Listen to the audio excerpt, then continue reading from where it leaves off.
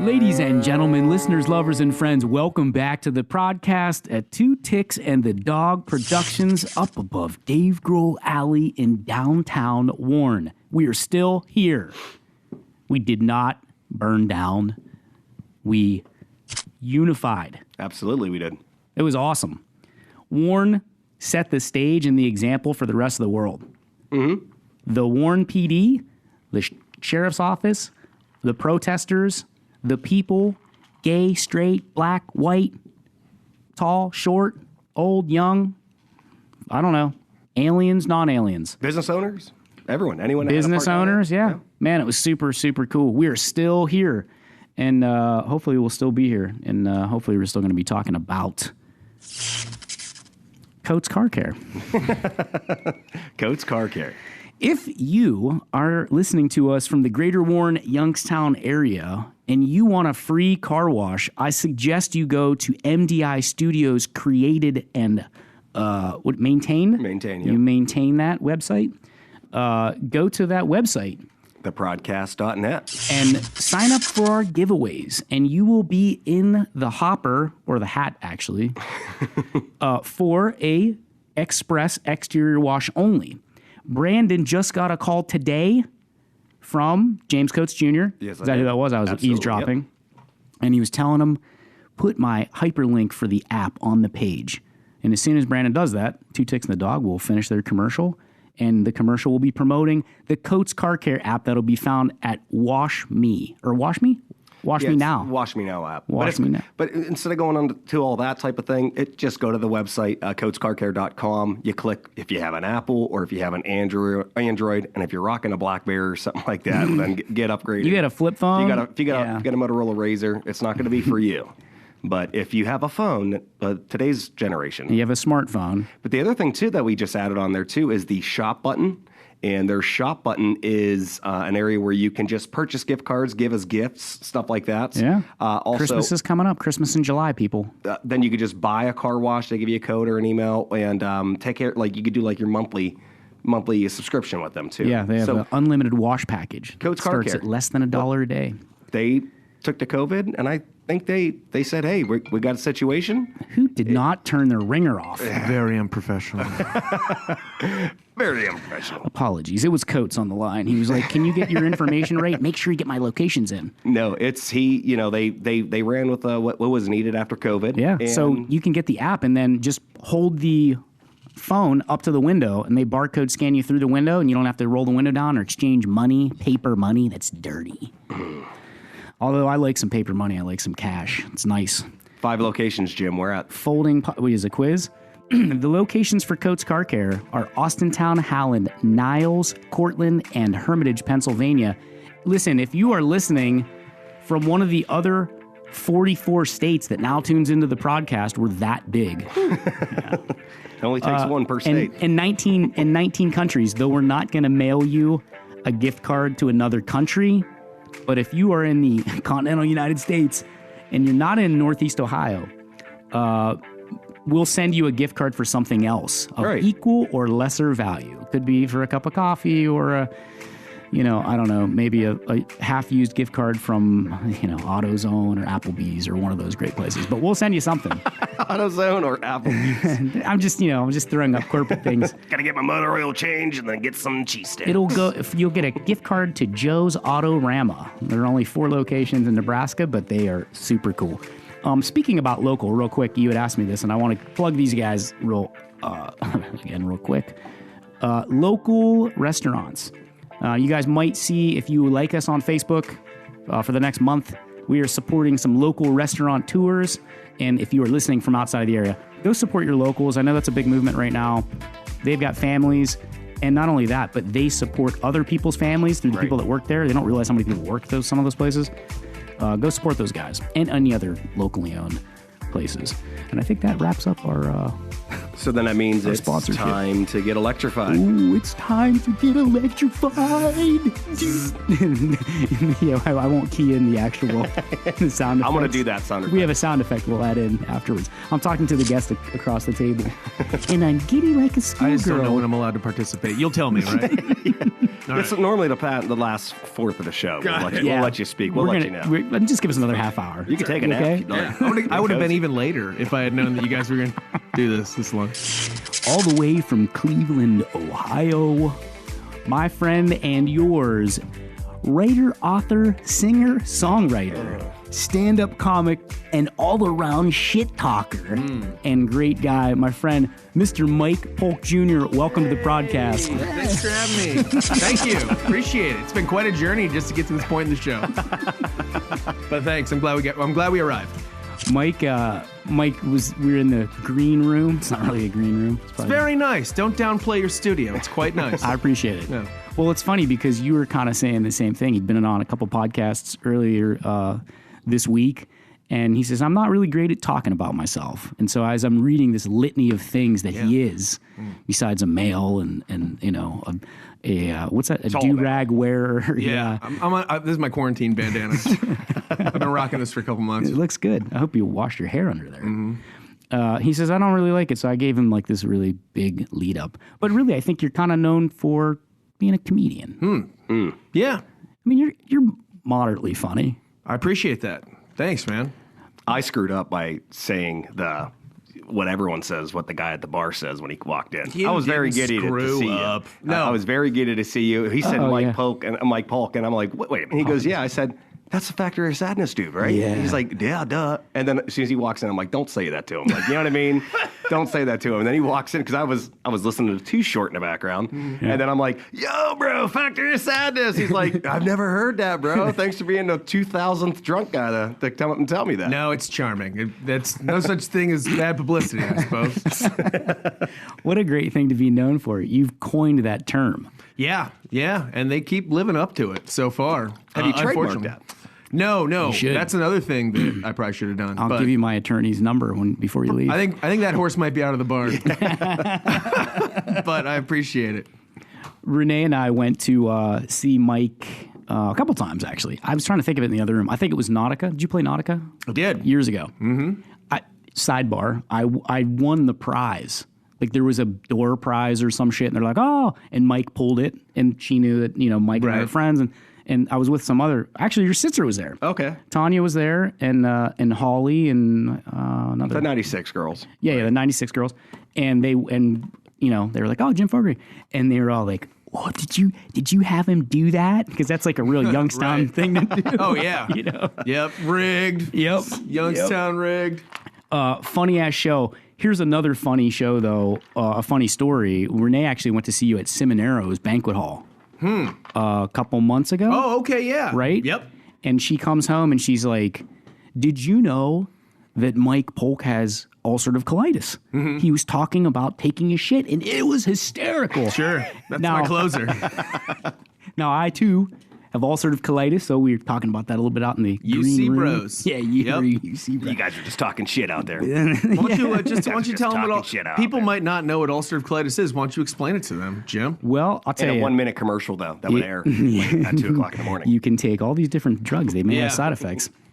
UC is a inflammation of your left transverse colon, and actually, if you have Crohn's disease, which I think is, I think Crohn's They're like disease. sister diseases. Yeah. They're the same thing, but everyone always acts kind of disappointed when they find out that I have UC instead of Crohn's. I know. I think Crohn's has like better marketing. Oh, yeah. Yes. It's just got better branding, Crohn's And I does. think it got branded later yeah. than UC. Yeah. Like they were like, oh, Yeah, this, we're the OG. we're the OG. But people don't. They're like ulcerative colitis. What is that? Like, do you have ulcers? Yeah. Yeah, I do. It's in there in my colon. I'll tell you, so we have bloody colons essentially, and it's really uncomfortable. But the nice thing is they don't have a cure, and it's only for the rest of our lives.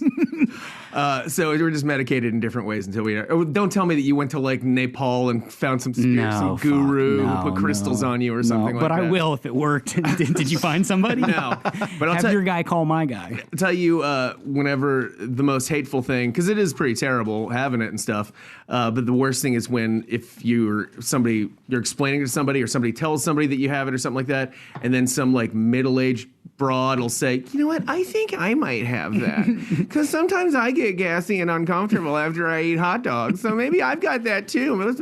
And like, no lady, You don't know what this is. Have you shit your pants this week? Yeah. Was there blood in it? No, then you don't fucking have it. Yeah. Okay? Shut up. So she's there.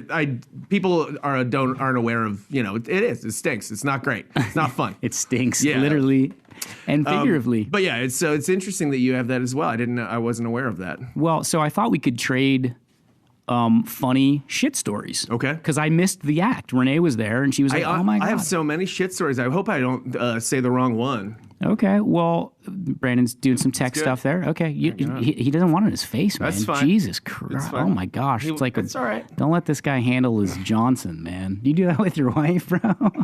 I did. Here, it's in your mouth. Put it in your mouth. He was careful to sanitize beforehand. I did see that. I appreciate Good job, man. I like that. No, I don't remember what shit story I told, but I've had a number. But go ahead. What's your shit story? You want me to? I'll go first. Okay, I'm gonna go first. Put me on the spot. I really didn't think of one. Oh, that's all right. Yeah, I got a good one. Okay. Late night. Mm-hmm. I won't mention names because whatever. Because I'm gonna mention cocaine. Right. Late night, and I'm at an after hours party with my wife, and everybody's playing LCR and cards and dice and all kind of other shit. Mm-hmm. And, it's an after hours party. This was post the bar. We've been drinking, blah, blah, blah, blah, blah. And I'm like, my wife, Renee, I think she's my girlfriend at the time, which is really, now she's my wife after this story. So it just kind of tells you the kind of person she is. Yeah. Oh, she was totally. And I'm like, I gotta go. We should probably get going, and we leave. I don't mean like I gotta go, like I gotta shit. Right. Like, I gotta go. Let's just go. Because there was a bunch of dudes and they started breaking out some Coke and they're in the, it's my buddies. Or? Yeah. Right. The kind that sounds like nice. that, not the kind you're drinking. And so so let's take off. And they're in the kitchen doing Coke and cutting it up and banging lines and fucking banging rails. And it gets weird and I don't like to, Sure. I'm not judging anybody that's out there. You like cocaine, Richard Pryor like cocaine, whatever you want to do. It's up to you. So I leave the place. All right, guys, see you later, blah, blah, blah, blah. We get in the car, and all of a sudden, the urge. Now, if you have UC, it's not like, oh, I got to poop. I better get home. When you get a chance. Yeah. You ain't holding that. You know how your butt says, when you get a chance. Right. Yeah. That's not an option with us. What's the average hold time? Well, It depends. There's so many factors. Yeah, it depends on what We talking you like eat. 30 seconds? Could be. Yeah. Really? Where we're at in our cycles. Are we flaring? Yeah. How well medicated am I? Do we Am I have on a heating pad steroids? on us earlier? Right. It could What's happen. the temperature? Yeah, it could happen. Oh, I can tell you, the temperature that night was cold. It was wintertime. So you're happy if you get 2 minutes then? Oh yeah, I mean, 2 minutes might be a little bit, but it could be. Yeah, it could be that. Right. Yeah. It could be like, I got to go. I'm getting up right now and leaving this podcast. So I'm going to go run down the hall and take a shit. Right. But, you adapt as you get older and medicate, like Mike said. So I got to go. I get in the car, and she's got the car on. It's cold. I'm shivering. The shiver sometimes brings out the shit. And I'm like, yo, I'll be right back. And she's like, where are you going? You're going back in? I go, I got to take a shit. Now, she knows my issues. She's like, oh my God, again, So I jump out. Very sympathetic. Yeah. So I jump out and I go inside, but I remember all my buddies are inside doing blow in the kitchen. And Right. I don't want to break up the party, buzz kill them, and they get a little paranoid and shit, So I start to go in, but I was like, oh man, fuck. And then at the time, I don't know if my buddy had a finished bathroom in the basement, but I didn't remember. I must not have remembered. So I go outside. It's cold. It's snowing, and he's got dogs. But the dogs are inside. So I'm like, Those are some Chekhov's dogs you just brought into this story. boom, boom, boom. I lean up against the garage on the side. I go on the side in the dark where the security light is, and I take a shit Yeah. in my boy's yard. Hey, that's what bros are for. Okay? That's it? So I'm like, now I'm dating this girl. She's not my wife. She doesn't want to smell my smelly ass. I always carry a knife on me. Right? People ask, why To do you kill always... yourself in case you're in this situation? Yes. People are like, why do you carry a knife? Okay, here. Right. I'll tell you why. Jimmy, let's put that away. I'm going to put it away. I'm getting a little bit too crazy. Yeah. I cut my underwear off with my knife, my boxers. I use it as TP. Yeah. Oh, nice. I ball it up when I'm done. I'm a wiper. I'm a careful wiper. Yeah. And I chuck it into his bushes. Okay. Nice. I try to get it in there deep. I don't want to Yeah. find my like shitty drawers. Okay? No. We leave.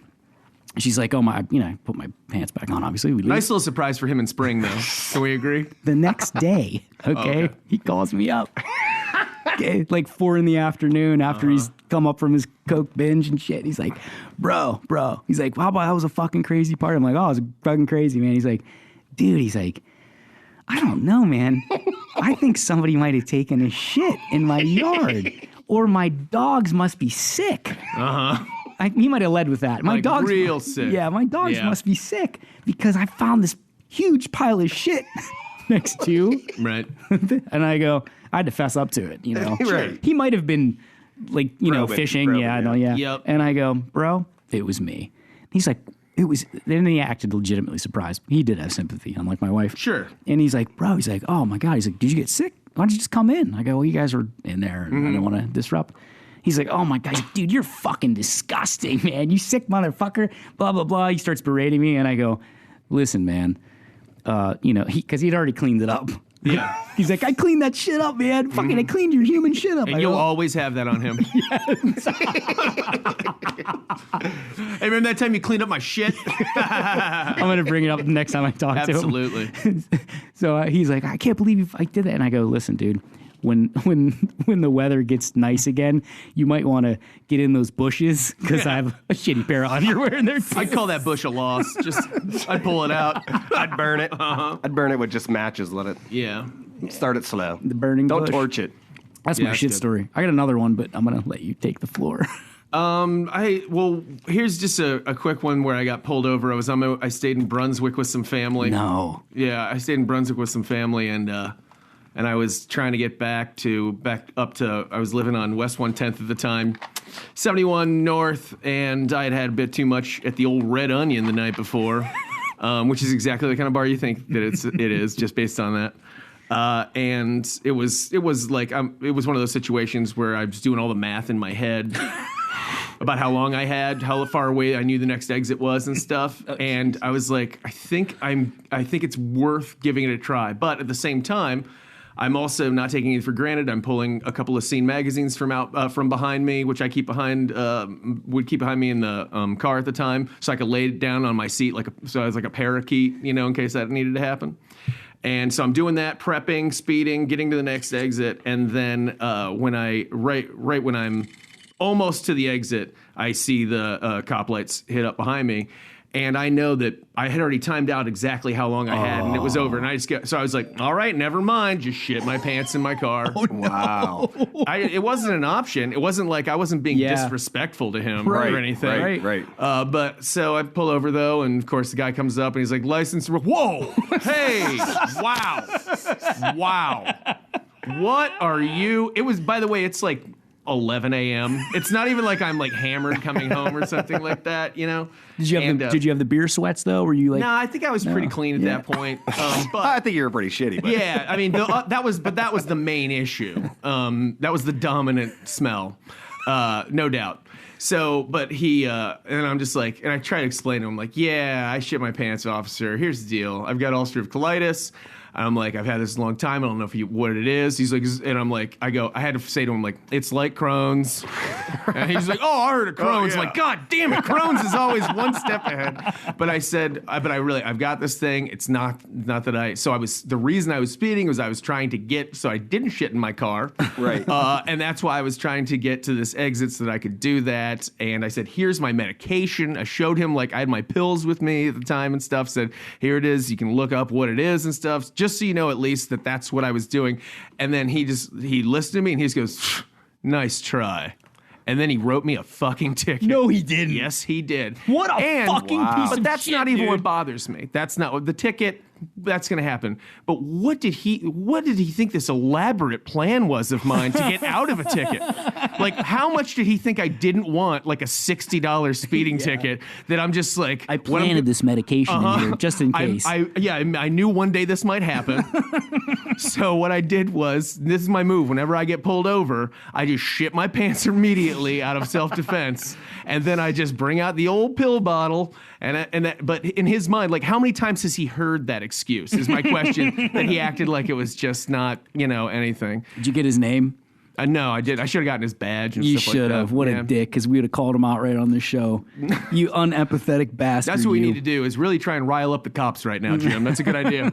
Now, with for a person over here that just has a normal pooper, Normal pooper. I kind of feel like I'm being judged now that I don't have a fun story. Oh, well, you're not. Like my story. You don't want the fun story. But you have shit your pants. Yeah, I actually when he was have. 2. But you just didn't have the excuse that we have. The only time I've shit my pants as an adult? Oh. Well, actually, it was as a 16-year-old child. It was You're not a child at 16, but okay, I gotcha. 16-year-old teen. My sister Tanya's wedding. That night, we went back to my parents' house. That was the first time that I had drank before that, but you were in your home. This was everyone was giving me shots. Brandon's 16, but and I go back and I'm just puking and puking and puking, and it was just my head's over the toilet, and I made a decision. Do I want vomit to go everywhere, or do I have to take the shit? And so in a rented tuxedo, because I was in the wedding, just took a massive shit. Woke up in the bathroom floor. Hey, that's American Commodore's problem. And that's exactly how I made it, because I was so embarrassed to say it. Because, you're 16, you're 22. That's a funny story. It's just 16. Like, no, it's 4 o'clock in the morning, my first hangover. Throw my things away, throw my underwear away outside. I take a quick shower, and then I just ball up my pants, and then I go there and give them to then some girl who was making $6 an hour yeah. opened up that bag. And oh my god! She's like, it happened again. Yeah. Because you were not the first person to return a shit-filled American Commodore tuxedo to the store. I guarantee it. that was my. They're like, we got a number 6. That's what they probably have a number for it. That's all right. With people with UC or Crohn's, though, you guys ever accidentally shit in a public pool? No, I can't say that I have. No. I'd be mortified, bro. Yeah, that'd be way worse. Because it'd be so obvious, right? Oh, God. But yeah, I've shit in many a hedge and a bush like you have. What is amazing is how the things that would have made me vomit before. Right. I'm so comfortable just with the grossest situations because I've become so gross, and it's really taught me some empathy in some ways. Yeah. And also to not get hung up on grossness that's not all that gross, really. How was the cleanup after the cop? Were you close to the I've got my thing? system down. Yeah. Yeah, I made it over there. I've got extra clothes in the car. Yep. And by the way, I'm well medicated now. I'm lucky. Unfortunately, I haven't shit my pants in quite some. Well, I mean, I might have Couple once, weeks. twice this year. Right. But I mean, it used to be it was like and luckily, right now I'm on an okay regimen. What are you taking right now? Some kind of. That might be hippo. That might be hip. Oh yeah, It's it's an immune suppressor. Which is also fun with this COVID thing, obviously. You get a biologic. Yeah, so we all had to have special meetings where they can tell us about how to not, because we're extra vulnerable right now. right. So, but I'm pretty well medicated. Is it good? Is it working? It's all right. Yeah. I also don't know how much of it, I feel like, how you just get used to anything? There's that whole frog in the pot of boiling water thing. Right. And I feel like maybe Normalize it. Yeah, and I think if I woke up before and felt like if I went to bed feeling like I felt before I had this disease and now woke up and felt what I feel like now that I just tolerate all the time, probably I'd be like, what the fuck? Right. Oh my God. Right. But because I've had time to gradually get used to it over time, I'm just like, just another day in the salt mines. Yeah. People are like, I'm in pain. I'm like, I was in pain, and I'm well medicated now myself. Right. We can compare notes. I ask because, and the reason I bring this up because I think it's good to kind of bring it to light. There's a lot of people out there that don't know what it is, and it really is kind of it sucks, man. It's it's like a lifelong fucking commitment to this bullshit. When I had it, and I know here's what really sucked. I have a friend who's a nurse at the Cleveland Clinic. She knew I had it and stuff like that, and she was like, jackpot, because once I was comfortable with it and stuff like that, she would have me come in and talk to kids who just had it. Oh, that's cool. Now think about this though. I got it even young. I think I was in my mid-20s or something like that when I got it, and it was already too young. A lot of people don't get this later in life. But I was thinking about how I might have even been 30 when I got this. I don't know. It doesn't matter. But the point is, imagine getting this in high school. I did. Man, the most. Oh, you had this in high school? I had it at 14, but I didn't know what it was. They're like, it's proctitis. It was like, and that was the 90s. Where it's probably a witch in you or something like that. What did How do you find out you have it? Do you shit your pants? It lets you and then know. you're like, how did that happen? And then you go get tested, or Yeah, I waited a long time. But anyways, I talked to these kids, and imagine being, I mean, you were, but imagine being like I'd go see these like 16-year-old girl who would rather be thinking about homecoming dance or something like that. And already that's the most vulnerable time that you're ever alive. And you're insecure about everything. You're trying so hard to fit in and not stand out and stuff like that. And you're like, I'm the girl who shits her pants at school, you know? Right. But she'd have me come in, and I didn't know anything, but essentially I just wanted to see that somebody could still be like alive later on and not be miserable. And I'm not like wasting, I'm not in a wheelchair. I don't have a bag on yet or anything like that. Right. So I would just go in and just be an asshole for 10 minutes. And they're just like, that asshole seems to be doing all right. Maybe I can pull through, you know? But she got transferred, so I don't do that anymore. And nobody else asked me, and I won't pursue it myself because it was difficult. I would have to get guilted or shamed into it. The admitting of it. We talked about beforehand. I was like, because Renee brought that up. You know, she was like, oh, did you know Mike had it? And I said, no. So beforehand, I said, hey, is it cool if we talk about this? Because I think it's good. I think it's good to have people like yourself. I mean, you're a celebrity, man. I know he doesn't uncomfortable with that, but like, no one recognizes us Jeffrey Dahmer, in the just bar. A reminder. Nobody recognizes us in the bar and is like, oh, hey, fucking whatever. You know, if they do, they're like, hey, there's that asshole. He owes me money. And they're from Warren. They're from literally. Exactly. You know, Yeah. People are like, oh, Factory of Sadness. So that's cool, man. I spread out to almost 2 counties, which is pretty nice. Not anymore. You're on the ProdCast now, buddy. 19 countries, 44 states. 45. 45. We're trying to get Hawaii in there. But I appreciate you talking about it, man, because I think it's important to do this kind of stuff. Yeah. To kind of get it out there. It's just such it feels like such a petty cause at times, especially, you know. And not it's to the not, people who it's have not. it, though. Everything's Yeah, relative, right. and I recognize it. But it's really hard to get some attention out there right now for like, we're just like, with the sexier ones like cancer and heart disease and everything. And then we're like, what about our colitis? Everybody's just like, shut up, you fucking shit pant nerds. Shit, I'm giving my money to Crohn's. Oh yeah. So it's hard to get attention to it, but you're right. It does affect people. It sucks. Kills people. Any ultimate? I know there's no cure, but what's the solution? Medicate yourself, right? That's a whole. We're gonna have a whole other episode on that fucking thing. What about being on stage as a stand-up? Sure. Do you ever get hit in the middle of the show It's live? an excellent question, and I have, and I've had to leave the stage before, and I've never actually shit my pants on stage, but there have been moments where it's been pretty close, and I have left before, and I've just been very honest with the audience because I'm not going to be like, they probably think it's part of your life, which it is now. Sure, and I'm just and it's amazing if you're willing to be that sort of candid and vulnerable about it. Then there's never some audience of bullies that's just like, you're disgusting. How dare you? Right. Everybody's just like, it actually, I think it's helped because they're just like, oh man, that guy who's up there is like having some like I'd kill myself if I were that guy. And I had to say that to people in front of everyone. And, so I think it helps probably a little bit. Yeah. Well, it humanizes you for sure. Makes you vulnerable. I think it makes you more likable. You're a likable guy, That's Mike. Nice. Now that's in the comedy side, Jim. But have you ever been into like business meetings? Like I could see where it can go off and actually build a routine. I mean, have you ever met a client and then you're like, yeah, I have, and I was embarrassed about it for a real long time. I mean, I wouldn't talk about it publicly for a very, very, very long time. And Renee was like, hey, listen, it's something you have. Like, you just fucking talk about it. So now I'm like, when my buddies will bust my balls. Hey, when I worked at Time Warner, I was an account exec, and we'd be in the pit trying to sell cable now.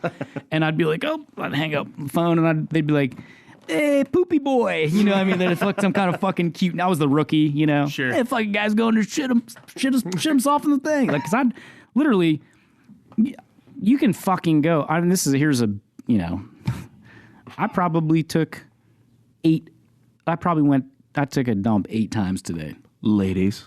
Exactly. Everyone's like, oh, yeah, really. It's a lot. So you're doing that at work, and they're like, dude, are you okay? And you do it on a consistent basis. So like one guy's like, yo, is he in the bathroom like doing blow off the thing? Yes, they assume it's more sinister. Right.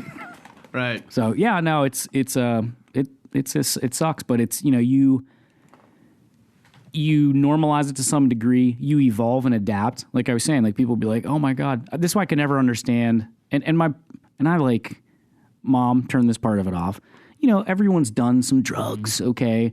Everyone's like, but people are like, oh my gosh, I was on, and I'm not minimalizing or saying like, oh my God, whatever.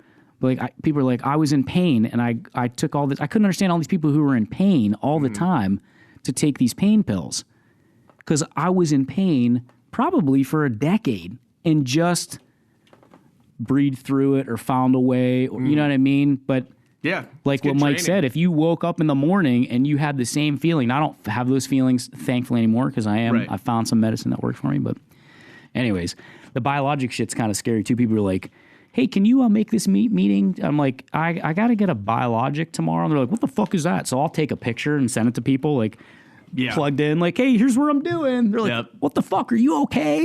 You're being way too open. Sympathy play. Yeah, exactly. Hey, feel bad for me. Like, are you okay? Stealth brag. Jim. If I were you in one of those meetings, though, those business meetings, I think I would use it as long as it's happening anyways, try and incorporate it as a negotiating tactic. Where like you're just like, you know what? I think these numbers are unacceptable, and then shit your pants right there and then leave the room.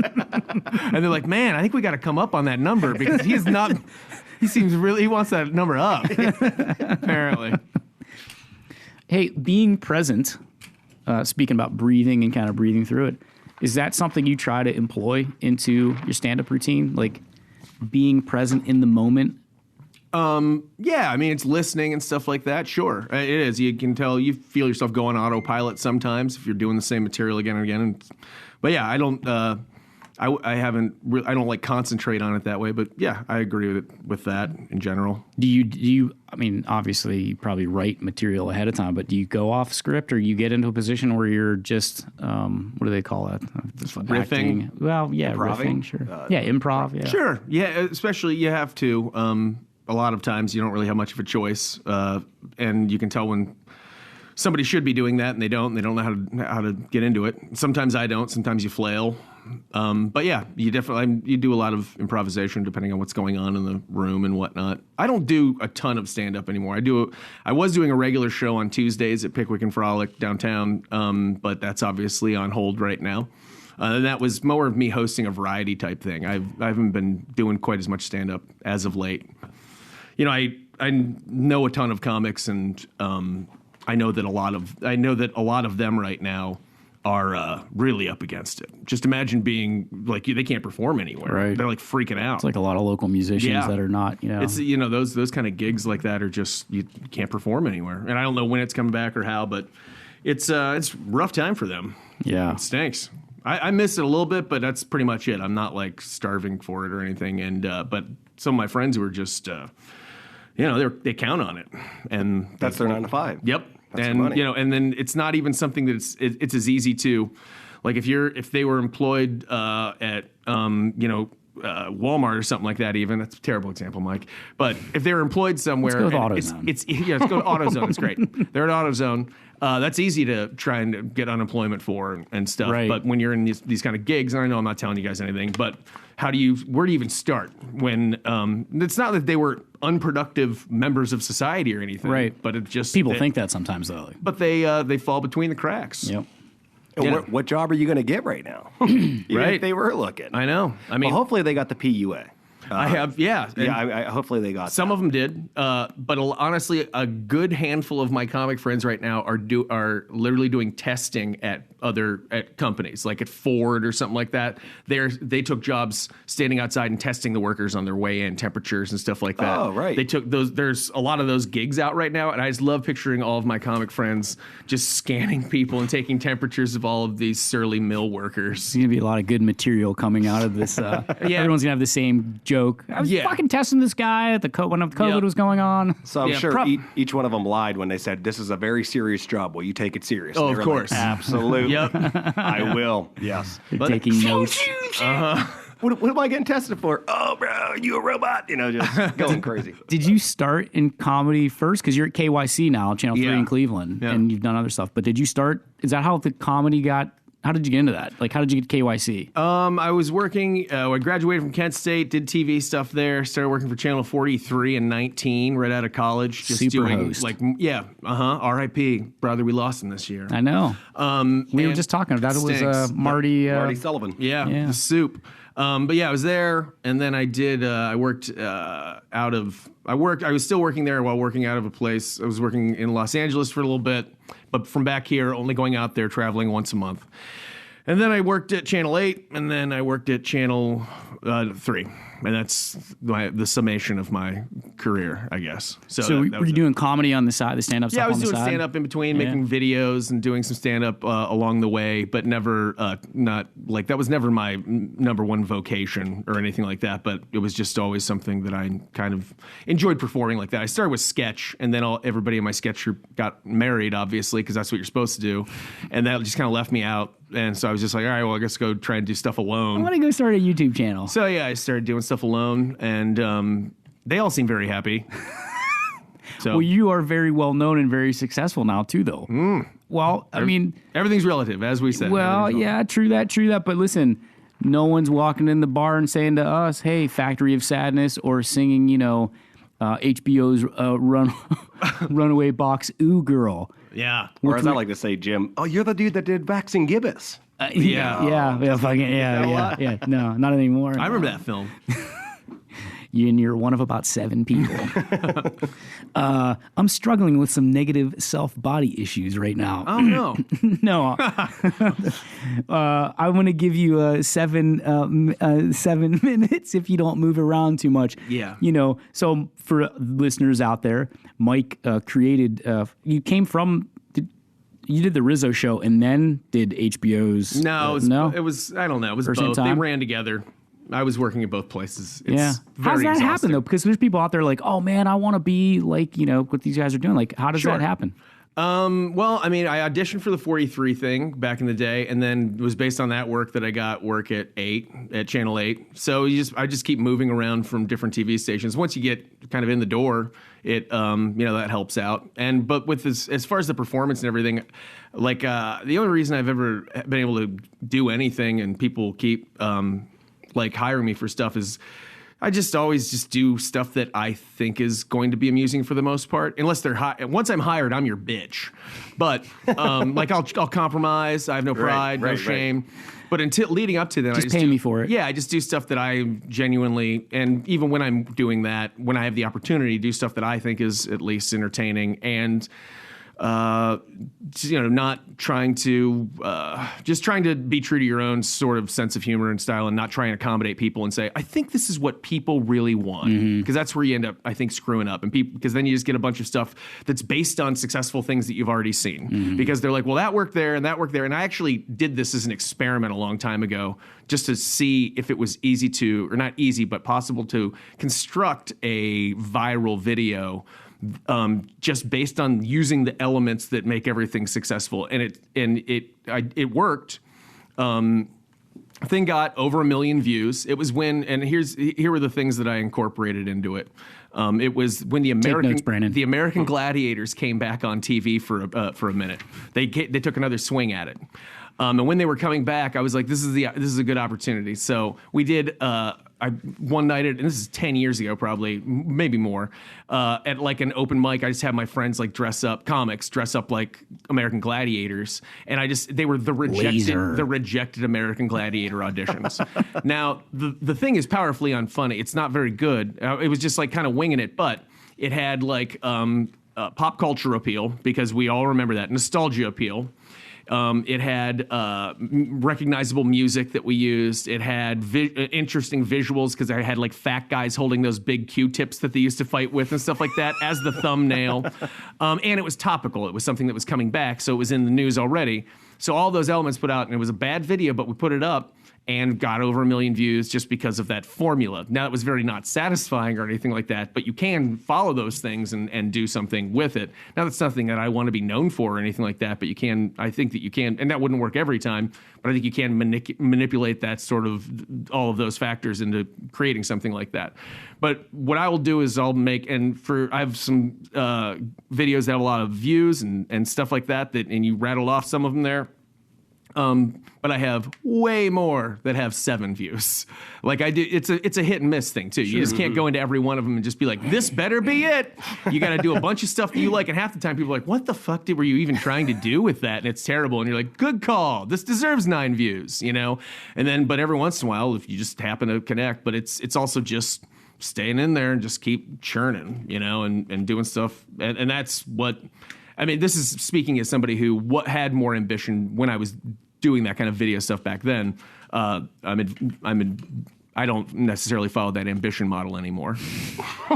It's less ambition at this point now. Yeah. I'm just Once you get past 40, you're like, fuck I'm it. all right. Yeah.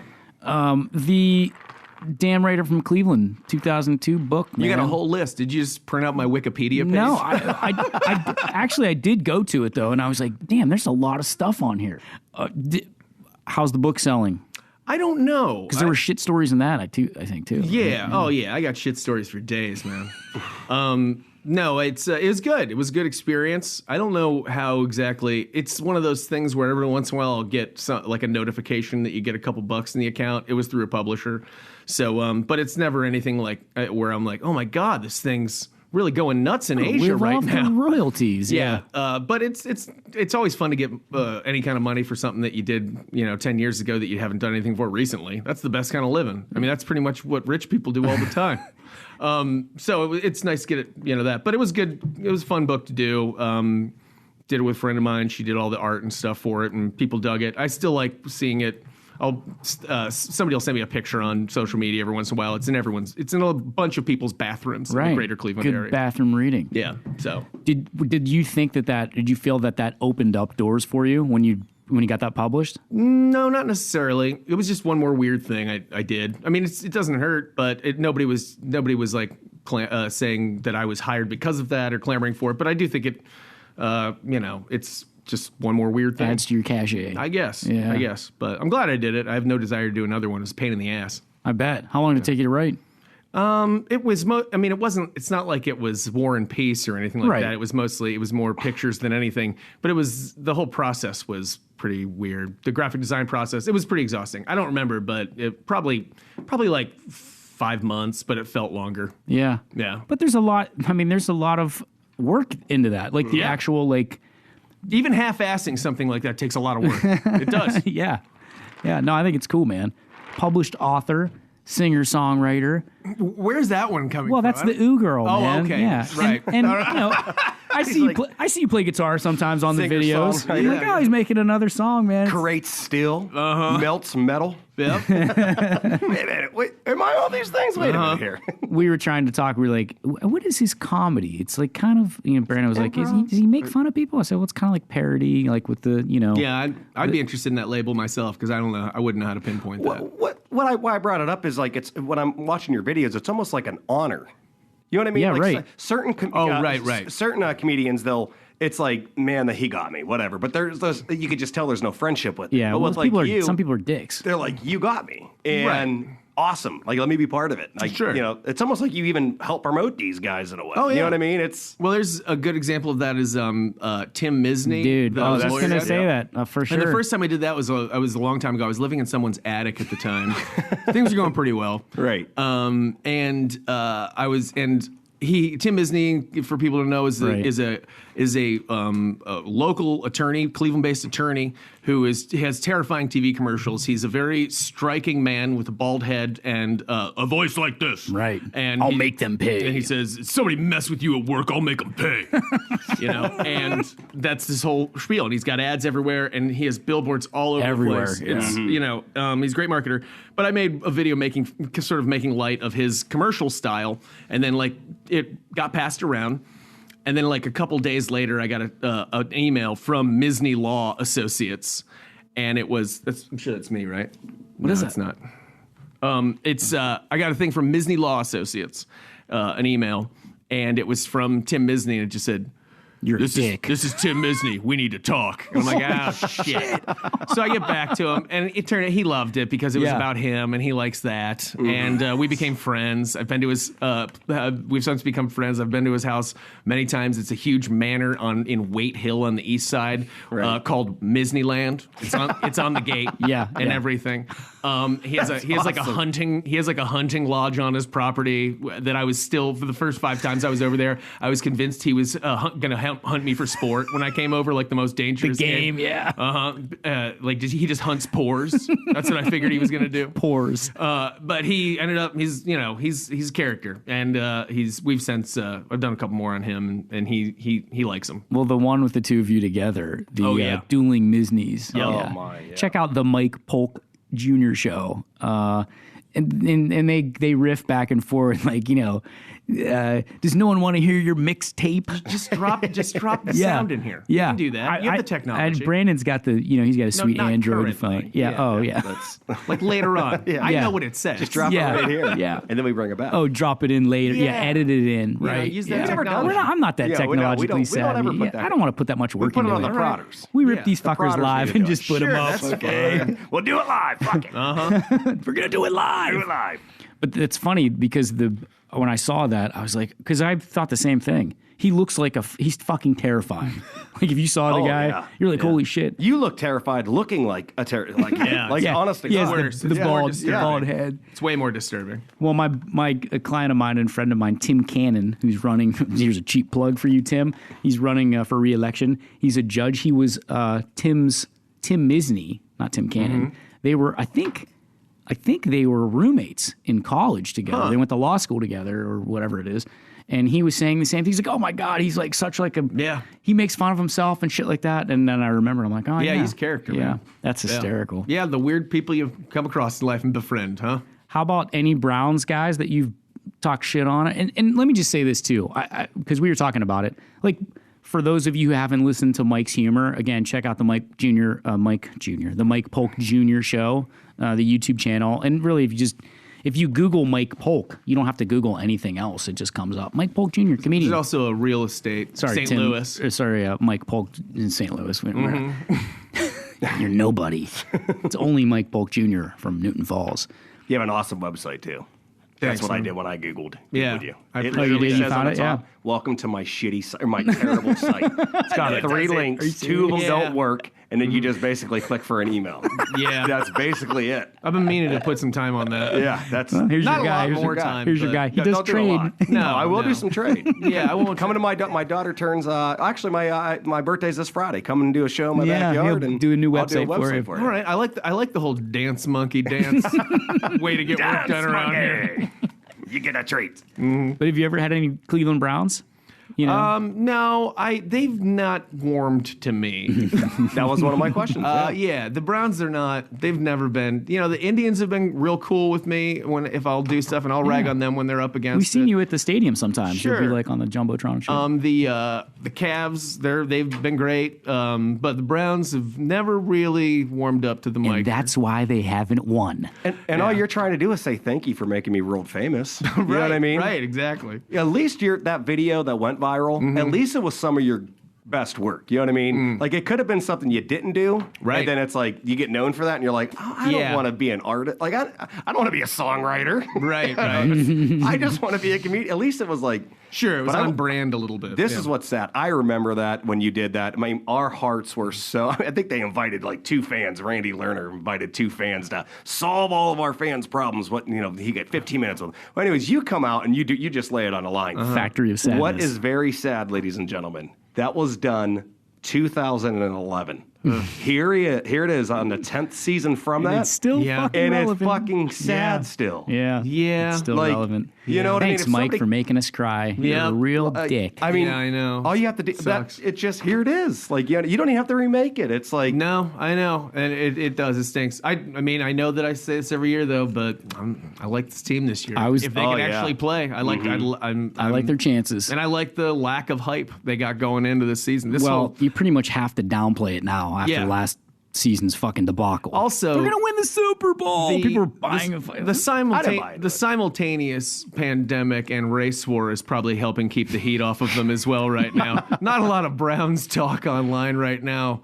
Although it's always kind of, I still see some every once in a while, and it's just like a bunch of dads in Berea who are pretending this isn't going on. And they're just like, I like what they're doing with the offensive line. I'm like, the world is on fire, you guys. Don't act like it's not. You know the person that says the same thing every year. You're exactly right. Oh, you see, their offensive line is going to be really good this year. I'm like, they solved it next week. But instead of telling them, I'm like...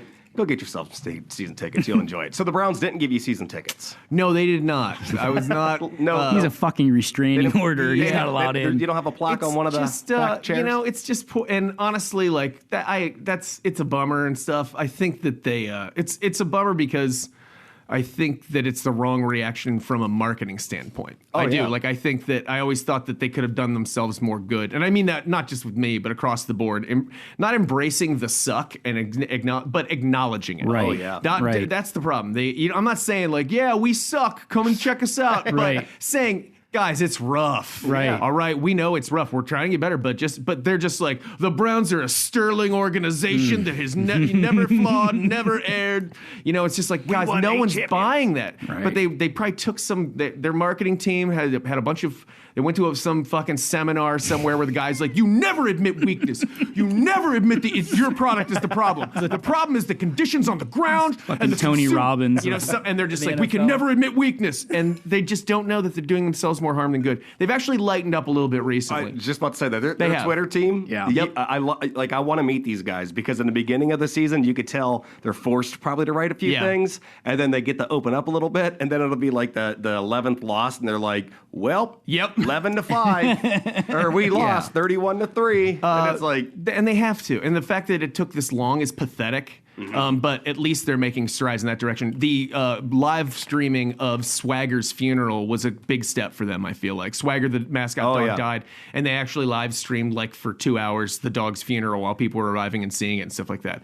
That's good marketing. Right. It is. It's fun. Everybody passed it around. It was enjoyable. It's hard. Everybody was really. I was literally watching a dog just sitting there dead. No, I didn't, but I did feel something, and that's rare for me. It really is. Well, you probably helped push the envelope a little bit on that, in quite honesty, because you've said, and like, so if I try to define your brand of humor, like, it's irreverent, but you say things and you're raucous, but you're lighthearted. You're not mean-spirited. You're not dickish about it. And so I think that's what really endears your style and your humor to people. Now, the Greg Williams video. We just watched that before. He was a treat. Did he ever reach out? Guys, for anyone that's listening out there, Mike does a skit. He's dressed up as Greg Williams, who was our defensive coordinator and didn't become our head coach, the Browns I'm talking about. And he's changing a fucking diaper with powder. And the whole gag was that he gets very angry very quickly. And he's just showing people how to do. We did a series of those where he's just trying to show people how to do things that take patience. You would think they'd embrace that kind of stuff. That would be smart. Like, I'm going to show you this, but I'm a man. She started off, I'm a man. This isn't my job. Yeah. But I'm going to show you how easy it is because I'm Greg Williams. Yeah, you got to check those out. Everyone who's listening that's not affiliated with Cleveland or the greater Warren Youngstown area, check that stuff out, man. Check that shit out. What's new? What's new on the horizon? Do you think that there's going to be a shift in comedy, live shows because of COVID and the social distancing, or we're going to get a lot of COVID humor? When's it okay to have that humor? I'd say it's definitely coming. As far as comedy, I think it's like anything. All these jobs are changing, and we're going to see a lot of change from this because we've just been comfortable and sort of been on autopilot, I think, with a lot of these jobs for a long time. And some of this is not going to be good, obvious. A lot of it's not going to be good. But here's an example. When this was first started happening, I remember coming back from Michigan for something or other, and they had the turnpike thing. Usually you give your money to the attendant, and it said, "No attendant, put your ticket in, and you will and put your credit card in." And I did that, and I'm like, oh shit, those people are screwed because that's something we could have been doing for probably 30 years now. Oh yeah, they probably have a strong union, or they're just like, no, you need somebody there to take the money. Right. We've had that technology on gas pumps for like 25 years now, and for some reason we have people in those booths still. And I'm not shitting on them. I love a good grift. Oh you know that, Jim. I love a good grift. If you can keep that going and get like full health benefits and $22 an hour for just giving somebody change for a $5 all day long, oh man, God bless them. Yeah. But I think those guys are going to have a hard time in their next union negotiation contract now that they've seen that this machine, this is the same thing that they have at Dave and Buster's. Oh yeah, can do their job for them. They're on the table now. Yeah, they're going to be a bunch of those now, those jobs. And now comedy's obviously unique because it actually is about the live performance and seeing somebody. And I've been invited to be a part of several like comedy shows that are online that and I just haven't seen the right one yet, and by that I mean all of them, because it's pretty rough. It's not there's no live from the response, audience, and when they try and do a live response, it'll be like 4 people who are also watching on Zoom, and it's just haunting. It sounds like these electric echo laughs from like 4 of them. Right. You can hear somebody's dog barking in the background. It's just not an attractive way to do comedy or view it. But I applaud people who are trying, and I think they're going to have to figure something like that out, at least for a little while. So it's bound to shift things, but I don't know how. I can't prognosticate that, really. Well, you were in downtown Cleveland. We talked about, the protests earlier. And, of course, we support the protests. We know that they need to happen. We know we need change in this country, obviously. Were you at all frightened, or did you, were like, oh, they're coming in the burbs? I mean, you're actually kind of close to downtown, though. I mean, were you, what was that like, man? You were just there. No, it was, I wasn't, that stuff if you want to avoid that, you can. It's not like they were creeping into people's houses or anything like that. It was actually, I was pretty impressed by, for the most part, how there was some messaging in the targets. Like, for example, they went after the Justice Center. They weren't trying to steal any TVs from the Justice Center. Right. You know what I mean? That was a symbolic gesture. And those I like those ones obviously a lot more than smashing out Flannery's window and stealing all their booze. That one's not as cool. But for the most part, this had a purpose. It wasn't random. It wasn't, and some people took advantage of it, as we knew they would, to muddy the message or get their own shit done or get their own anger out or whatever, just steal some Tullamore Dew or whatever. But for the most part, I thought that the messaging was pretty good, and I actually think, I think for the most part, Cleveland did an okay job. I won't say overall, and we still have to see. We're getting reports from them about how they did right now, Right. and so I have to find out. And our media is crippled in Cleveland right now. The plain dealer just let off fired 1 million more people. So we don't have the coverage that we would have in these circumstances even 10 years ago. We'd have so much more coverage of it. And sources are so I won't know for a week how bad it was down there. And I was down there. I was down there on Saturday, and I was down there on Sunday. And by Sunday, it was really well cleaned up. Everybody came out on Saturday morning after the first night and cleaned up. Everybody came out and then they curfewed it on Saturday. So nobody was out there on Sunday morning, but it wasn't that messy on Sunday morning. And there were no, that I heard of, deaths, major injuries.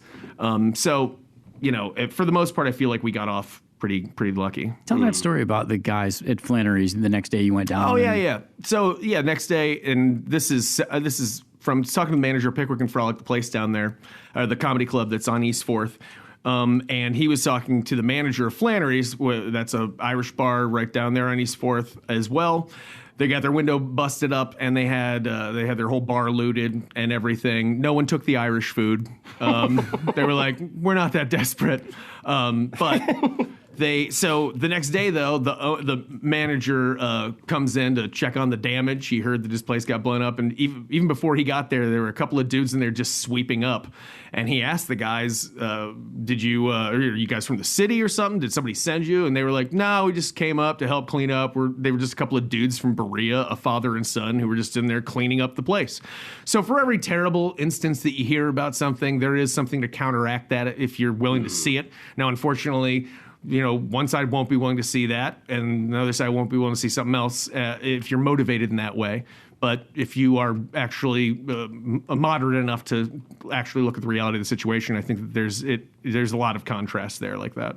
Yeah, there's silver linings in all the even this COVID and I'm not thing. a Pollyannish person. No, I know. You're right. Yeah. But it's those are unavoidable. I'm a pragmatist, and I liked seeing how they reacted the next day. That was impressive to me too. That was inspiring. Where were all the people stealing diapers from Target? Remember they were looting Target? Why weren't they stealing diapers? Yeah. That's what I want to know. It's like on Supermarket Sweep. Remember that game show? Oh, yeah. That's the first thing you go for. They're expensive as hell. You do that. You do the spiral hams. Those are expensive. That's my second stop. And then they do detergent. Those would be my 3 big stops if I was looting. Probably. Washing a lot of clothes. Yeah. Sheer Market Sweep, they do. The one buggy is just nothing but diapers. Yeah. Oh, absolutely. And with my kid, I'm about to have another kid here coming up. I was actually, when I first got diapers, I was like, well, the price is bad, but I have 300 diapers in this box for $30. That's not bad. They last 4 hours. Here's the deal. What people don't know is it's the same box as you get bigger, as the diapers get bigger, but there's less diapers, but it's the same price. Oh. So by the time you get to like stage 4, you're like thought of that. $30 for 10 diapers. Yeah. Wow. What the hell? I mean, yeah. And, A kit that gets more expensive as the ass gets bigger. yeah, we told our daughter, we said, you have until this new baby's born to be potty trained, or you're out. Right. We can't afford You're for you gonna not need to to be go find potty a job. trained in a week. You don't have to, we're not going to kick you out of here, but you will find a job. Yep. Good news is it's only going to be part-time work. I'm not asking you to get 40 hours. Just hit the thrift store and get a bunch of old tablecloths you can wrap around her for $0.05 a piece. You can always use hand-me-downs, man. Those things it's just like a COVID mask, man. Spray it out. It's fine. Yep, You can wear it there you again. go. You just wring out the pee. You heard it here. It's a success story. COVID did potty train, silver lining. COVID did potty train my daughter. And going back to silver lining, too, with all these protests, we'll really know how serious this COVID is, man. I don't know if we will, to be honest with you. That's Within been a a week? topic of conversation. Well, it's been a topic of conversation. Everyone's like, oh, man, all these people. But they were outside. They're all relatively young. I mean, you didn't see like a lot of masks, too. A lot of Not- masks. Yeah. Definitely I'm not saying, and don't get me wrong, But you're I'm right. not saying Yeah. it was fake to begin with. I'm just saying, Oh, no, I know. we're, Yeah. we're Yeah, hopefully the numbers are down, and hopefully we can get away from this social distancing. And all that. And I'm going to hate that narrative that you already just alluded to there. That's going to come out, and we're going to be hearing, and that's just going to be gross. Oh, yeah. It's going to be a bunch of people saying, "Well, people didn't get sick after those rallies. Turns out that was all bullshit." And Right. the only little thing that gets in the way of that is that there are already 120,000 people dead, or something like that. Right. I love that's just so everybody knows. If any one of your fucking uncles starts giving you shit and saying, I knew diseases didn't exist. I'm glad I fucking licked every goddamn light pole in town to prove a point.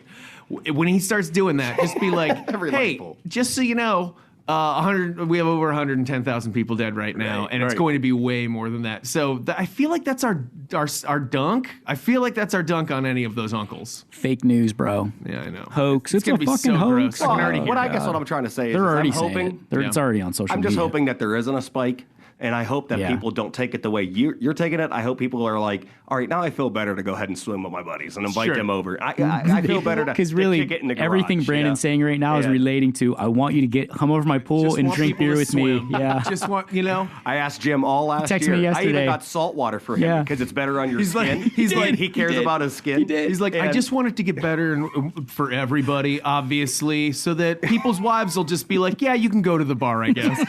It's like, that sounds personal. And he personally promised me, he said, bro, I'm sorry about this year, but when you open that poll next year, we're on. Well, then COVID happened, and now I have to wait till July 1st to be able to invite him. That's the Fogarty house rule. I heard pools disperse it. July 1st, they're opening up. Oh, they're nice. getting so shit-faced. Nice. That every question I have, well, I just don't know, maybe July 1st. Yep. Have you been drinking more? Liberate the Fogarty. Happy July Have you been 1st drinking to more folks. because of COVID? Yeah, I have, definitely. I've been pretty hammered, pretty consistently. It's I would Brandon, say. too. And I'm not Oh. real proud of it. Yeah, me either.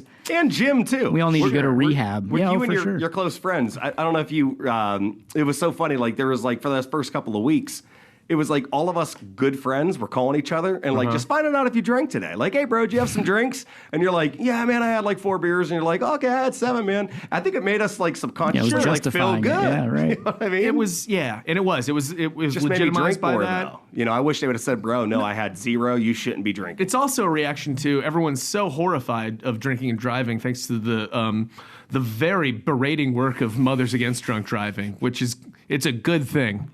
Don't forget SAD. I just put that pause there. Yeah, but now people are like, I can't go anywhere anyways. You know, I don't have to worry about driving. Where am I going to go? So I think that that's also contributing to but you see alcohol sales have just skyrocketed, Huge, especially right. during that quarantine in Ohio. Yeah. And I love that they were considered necessary. Essential stores. I Yeah. just love that. The brewery down the alley, Modern Methods, is an essential Yeah. work. You got to have that beer. But, it takes the stigma off. Everyone's like, oh, you're sitting at home, you're drinking alone by yourself. Like, hey, man, it's okay to have a couple beers by yourself. Sure, we're cocktailing. We're all cocktailing right now, like the cast of Bewitched on the show Bewitched. Do you remember how any of those sitcoms from like the 60s and 70s? Right. He would like people just come in the middle of the afternoon, just like go straight for that little liquor cart and just make himself a highball all day long. And all we're doing is just like going back to those times for a little bit. It's cyclical. Don't worry, you teetotalers. You'll have your day again where all of a sudden it'll be the devil and nobody will be allowed to drink. But for right now, these are our days. What's your drink of choice, man? What have you been? It's very mood based. I've been doing, but I'm all booze. I don't know how's beer on your guts. For me, it murders. It's rough. It depends on the beer, but it's rough. So I have to limit it. Too. Like everybody you see has like different responses to things or whatever. But I miss beer so much. I can have like one. If I have two, I'm dead. But that does not apply to liquor. It turns out. So I'm real good with. I'm gonna try that tonight. Yeah, I'm real good with. I do a lot of Irish whiskey or vodka. Those are my worst vices. Not my in that line of booze vices. You mentioned Tullymore. Are you a Tullymore or are you a Jameson guy? I like Powers. Oh, that's real good. I recommend Powers. That's my baby right now. But I also wouldn't kick either of those other two out of bed. What about the bourbon? Did you get in the bourbon craze? No, I don't do. I mean, I like bourbon. I don't like Scotch, but more than I don't like Scotch, I don't like guys who talk about Scotch. I find so. As soon as it might be more delicious than I'm giving it credit for, but every time I taste it, I taste a bunch of guys going, it's got a nutty after finish, and I want to murder. Really woody. Yeah, so that's why I can't stand that. But I do. I like bourbon. Yeah. What's your vodka? Tito's, Smirnoff. I'll do if I'm feeling like a pretty lady and I think I deserve it, I'll do Tito's. But I also will just take. My whole lifestyle right now is not complete. I used to just do complete trash. Like I would be doing Paramount vodka or what's the other one that they make? I think they make it in Brook Park, which is not a good sign.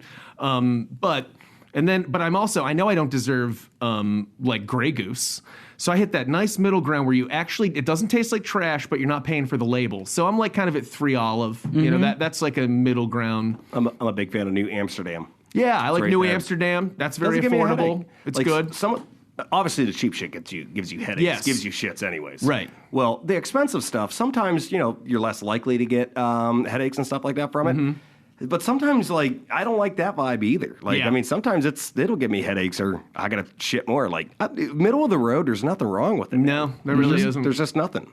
You're paying for a label, I think, at some point, right? Yeah, 100%. What Louis 13 is like a $500 shot. Yeah. What are you getting out of a Louis 13? You're getting people the bragging rights. There you looking go. At you. Yeah. There you go. Yeah, that's it. It's pathetic. Yeah. But that low shelf, that bottom shelf Colonial vodka. I think we've all had our backseat moments. I can't even. The $8.99 for like 4 Gilby's. gallons. I can't even ingest that in Jello shots anymore. No. Even I can taste it too much. I'm like, no. I'll lick it and throw it at the Browns games. Which feels like I feel like it's a betrayal to my high school years where I would have drank all, Yeah, you drank lighter fluid. Yeah, absolutely. And probably did. Probably, most likely. I can afford $19.99. Right. But I will tell you, I was just telling Jim, I have normally a big bottle lasts me at least 6 months. Yeah. Especially if it's not summer. Mm-hmm. And bottle the second day of COVID, and bought my second bottle the second week of COVID, and you know what I mean? Yeah, I know. I know. I look back and I'm like, here's the prison that I found myself in. I have my family I live next door to my sister, which is where we both bought our houses in Lakewood. It's Which fucking sister? cute. Erin. Oh yeah. She has 2 kids and stuff like that, so I get to see them. That's hang awesome, out. man. Yeah, I've been there. We've been there. Uncle Mike. Yeah, it's cool. So I get to help out with that and stuff like that. But we also. And I've been doing this for years, but even before I lived there. But we have a big St. Patrick's Day brunch and party every year, with a fam, music and stuff like that. And it's a lot of people who show up and everything. Well, I had already purchased the booze for this year, and then that was the week.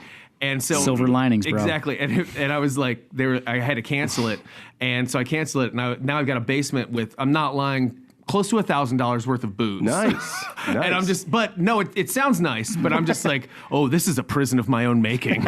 Oh, I am so doomed. I've been. How many dollars are left down there? It's all right. $4. Because $4. Yeah, not exactly. $400. I actually was going to ask you guys if you had any booze here. Is I see you around? itching over there, bro. No, I've been putting an okay dent in it. But we've been sort of my sister has had like a constant campfire going in the driveway between our houses and people coming over and stuff like that. But respectful social distancing around a fire, 2-3 people at a time visiting and stuff like that, just to not. And so we've been plowing through the booze with visitors and stuff. When that fourth person comes over, like, which one do you choose to ask them to leave? Yeah, I know. That's always the hard part. Like, we have this. We had to make some rules with our swimming pool and shit. And we just basically said, like, I sent a message to all my friends because normally it's open. You want to swim, come over. I love it, But we just said, like, we're just going to try to do a maximum of 10 people, including us. So that's seven friends, and we're going to count your kids. You know what I mean? I haven't got to the point yet where I've had the 2 couple and their kids over, and then the third one calls, and what do you mean I can't come swimming? You have to pick a kid. So. Leave Johnny at home. I'm like, you can come over, bro, when my daughter naps. Don't bring that. Just to let you know, you have 2 hours. That's her normal napping time. And then you have to leave, dude. And I don't want you to call me a dick. Don't bring that awkward middle child of yours. If you got to pick one, I don't want to see him. The funny part is I do have a friend that has, they're married couple, and they have triplets and 2 other kids. So I said, if you guys come over, you got until July, because at that point I'll have my second daughter, and that'll make 11 of us. Oh, wow. So, we'll put, in fairness, we're going to put all the kids in a drawing. And if one of my kids have to leave, they have to leave. That's great. I like that game. I do. Which kid's gone? Drawing straws. I'd watch that. Now, do you treat yourself over, with all that booze? Do you like, I'm going to make myself a dirty martini? Or are you just like, pouring it right out of the bottle in the throat? It depends on the mood. Yeah. It does. It depends on the mood. I'll do that every once in a while, but for the most part, I'll do just like vodka soda and just whiskey on ice. Yeah, that's about those. That's straight up, man. Soda. Not a lot of fancy shit. You ain't making boat drinks. No, I'm not a boat drinker, but I will every once in a while. You're a soda drinker. I bartended for a long time, and every once in a while, I'll bust that out. I was in Kent, and then I bartended once I got to Cleveland too. Where'd you bartend at Kent? Bar called Glory Days, and then I bartended at the Robin Hood. I was just going to ask, the Robin Hood, yeah, no shit. Yeah, that was my first bartending gig. It was, I gave out a lot of free stuff. You probably took a lot of ladies home. Isn't that how a lot of comedians get their start? I feel like a lot of them are in sadness. No, but I feel a lot of them are at the bar, and and then you probably tested some material. Sure. You know what I mean? Here's a shot. Listen to me. And they had a comedy night there too. And I wasn't doing anything at the time. I was, but watching those guys and stuff was definitely educational. But the worst moment was, comedians are all incredibly insecure, just psychological disasters across the board who need constant validation, but also can't say that they need validation because that's some kind of a pride. It's a nightmare. Right. There's psychological nightmares, all of them. And the worst thing is being the bartender at a comedy night when these guys are going up and doing their stuff afterwards, when they'll come over and they're just like, oh, man, that was rough, huh? And they like look at you because they're like, tell me I'm pretty, tell me I'm pretty, and I'm just like, fat. You're not fat. They're like, man, I didn't really have them there. I'm like, no, it's not you. The crowd's light tonight. You did fine.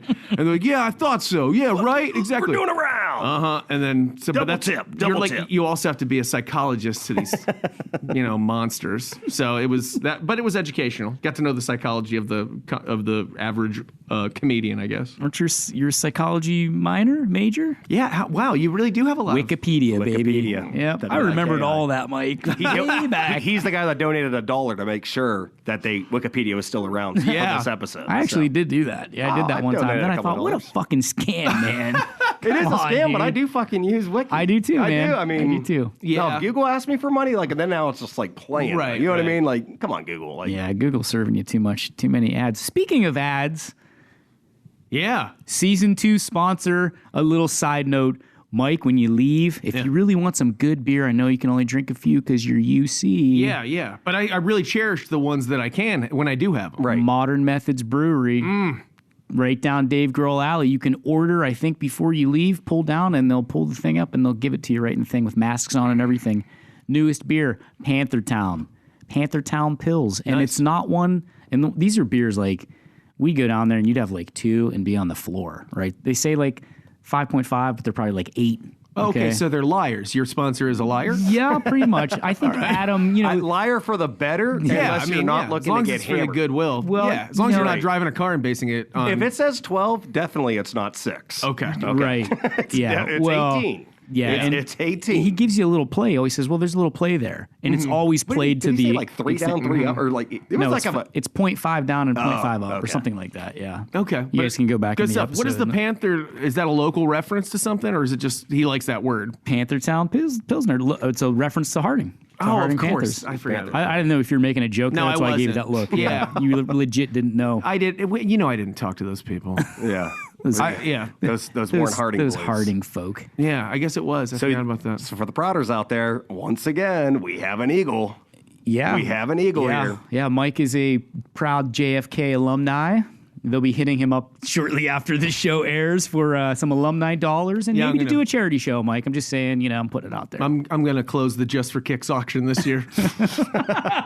They actually had to do it like online or whatever. Oh, yeah. man. I don't mean to be that giddy person. Yeah. All right. And we didn't really dive into it, but just can you tell me a little bit of information about the Factory of Sadness? Like, did you write that? Was that on a whim? Sure. I mean, it got 50 million views and stuff like that. But I mean, as a fan of yours, like, was it 50 million? I think you got like close to 3 million. Or 3 million. Well, yeah, I have no idea. But like A lot. It got more than the viral videos that you or I made. Were you just pissed and you just got on camera? No, yeah, I was at a bar and watching it with some buddies and we were playing Houston, and it was just it wasn't even like a particularly noteworthy game. Mm-hmm. It was, in fact, I think it was the fact that it wasn't noteworthy. It was so very much the same as everything we've been seeing for so long. I was just screaming stuff out randomly here and there, and if it got a response from people or if somebody reacted to it, then I would take note of that, maybe write, and I just wrote down a few notes on a napkin. And then I, after that miserable game, I just started driving downtown because I was just decided I was going to go yell at the stadium. My girlfriend at the time called me and she was just like, "What are you doing?" And I said, I'm going down to yell at the stadium. And she's like, "They're not even home this year." And I'm like, "No, I know.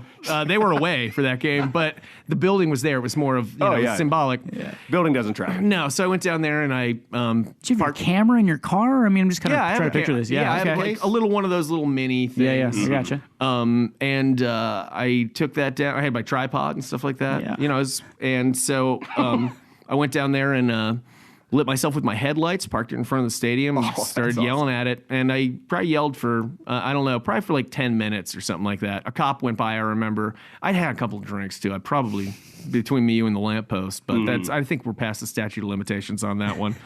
But a cop went by and he's like, "What are you doing?" I'm like, "I'm just yelling at the stadium." And he's just like, "All right." And he just went by.